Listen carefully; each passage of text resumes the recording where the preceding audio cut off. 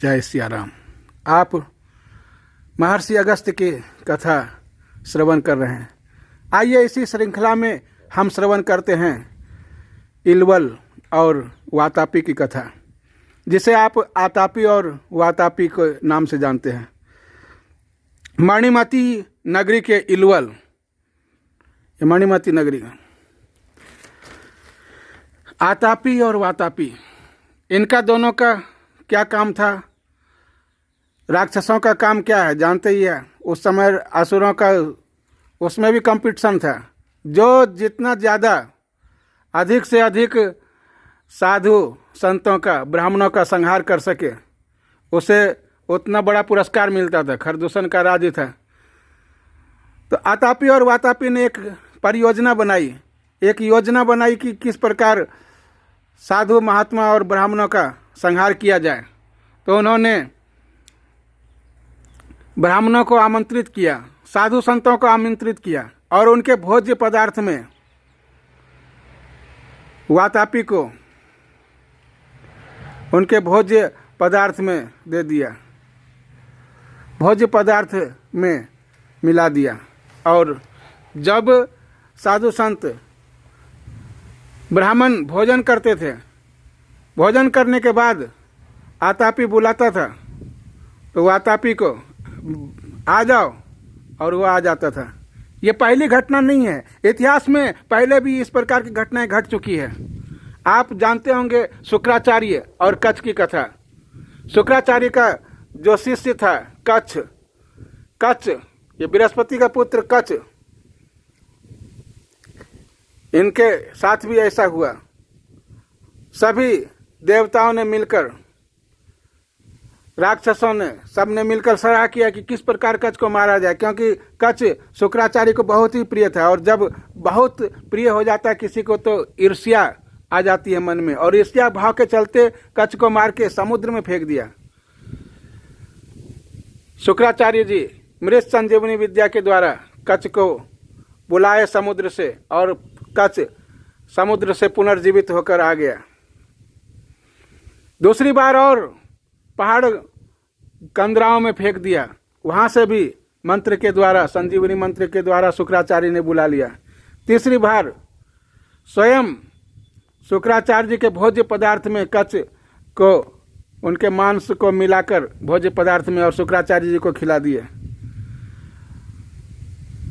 जब शुक्राचार्य जी ने पता किया, ध्यान दिया, अरे ये तो हमारे पेट में है, कच्छ को बुलाने की कोशिश किया। कच्छ ने कहा यदि हम आएंगे तो आपकी मृत्यु हो जाएगी।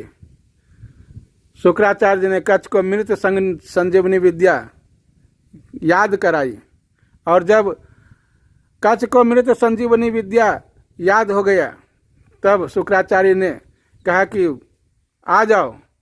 कच्छ उनके पेट से बाहर आ गए, और फिर उसी मृत संजीवनी के द्वारा, उसी विद्या के प्रयोग से शुक्राचार्य को जीवित कर दिया। मुझे लगता है कि इसी प्रकार की कोई और विद्या थी आतापी और वातापी के पास, जो पेट फाड़ के आने के बाद वह जीवित हो जाता था। कौन है ये आतापी और वातापी? कौन है? एक वासना है। आतापी और वासना, मनुष्य के अंदर जो ऐसना है, वासना है, वही आतापी और वातापी है। वासना अंदर रहती है और उस वासना का सामग्री बाहर रहता है। जैसे काम है, काम अंदर है तो काम को जो सामग्री चाहिए वो बाहर है। क्रोध अगर अंदर है तो क्रोध जिनके द्वारा किया जाता है वो बाहर है। लोभ अंदर है तो लोभ, धन चाहिए तो धन बाहर है। इसी प्रकार ऐसनाएं, वासनाएं अंदर रहती है और विषय का जो पदार्थ है वो बाहर है। ये आतापी वातापी है, विषय और वासना। वासनाएं अंदर रहती है और विषय बाहर रहता है। जब विषय वासना को बुलाता है तो मनुष्य को समाप्त करके और वह वासना विषय के पास जाती है। इसलिए आपके अंदर काम, क्रोध, लोभ यदि जगे तो आप जी के द्वारा अगस्त जी के स्मरण करें कि किस प्रकार अगस्त जी ने उनका निदान कर दिया। आपके भी अंदर जो ऐसना और वासना है वो समाप्त हो जाएगा। आप सब इस कथा को जानते हैं कि सारे महात्माओं ने महर्षि अगस्त के सामने, और महात्माओं ने क्यों, वहाँ के जो राजा थे बृहदस्त नाम के राजा थे, उन्होंने भी उनसे गुहार लगाई, प्रार्थना किया, निवेदन किया। अगस्त जी ने मंत्र के द्वारा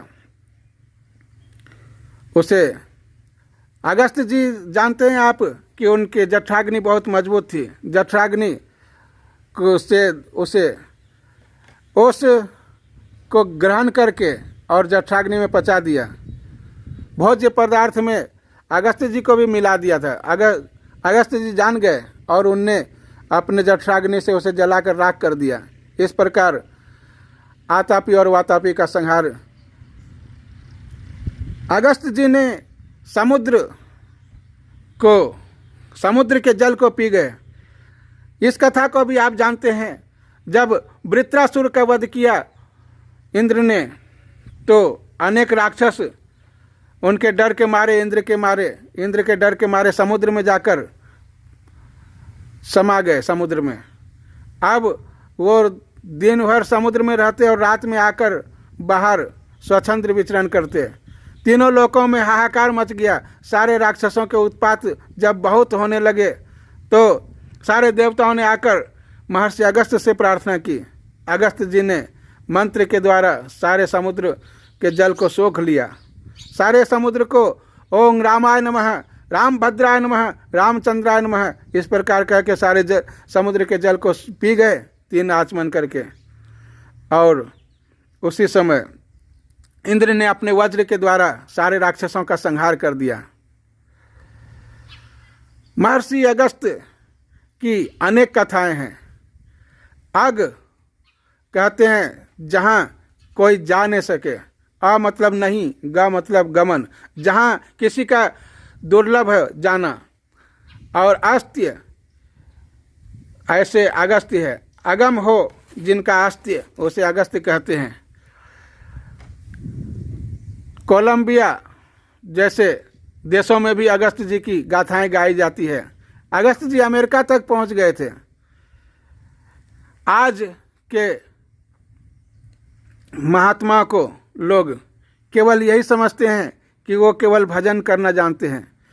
महात्मा को कहते हैं कि बिजली से क्या काम, बिजली का उत्पादन किसने किया? अगस्त जी ने किया। महात्मा को कहते हैं संगीत से क्या काम, संगीत के गुरु कौन थे? हरिदास जी महाराज, तानसेन, जो संगीत सम्राट तानसेन थे, उनके भी गुरु कौन थे? महात्मा थे। महात्मा को कहते हैं लोग कविता से क्या काम, कविता रचने वाले जो आदि कवि थे वाल्मीकि, वो कौन थे? महात्मा थे। हमारे देश का दुर्भाग्य है कि महात्मा को हम केवल भजन करने तक सीमित रखते हैं, भजन और भोजन बस। आज हमने सुना कि महात्मा को भजन भोजन से जरूरत है और दूसरे चीज़ की क्या जरूरत है? अरे इस सृष्टि में ऐसा कोई कार्य नहीं है जो महात्मा ने नहीं कर सके। संगीत, योग, प्राणायाम, आरे सारे विद्याओं के अगर कोई ज्ञाता है, जूडो कराता की उत्पत्ति कहाँ से हुई? अगर संसार को, विश्व को किसी ने जूडो कराता सिखाया तो वो अगस्त जी कौन थे? वशिष्ठ जी के बड़े भाई थे, विश्रवा के भाई थे, पुलस्त जी के पुत्र थे, ब्रह्मा जी के नाती थे। ऐसे ब्रह्मा जी के पुत्र पुलस्त जी और पुलस्त जी के पुत्र अगस्त जी, इन्हीं के भाई, बड़े भाई वशिष्ठ जी थे। बड़े भाई या छोटे भाई थे वशिष्ठ जी। तो इस प्रकार महर्षि अगस्त के बहुत सारी कथाएं हैं।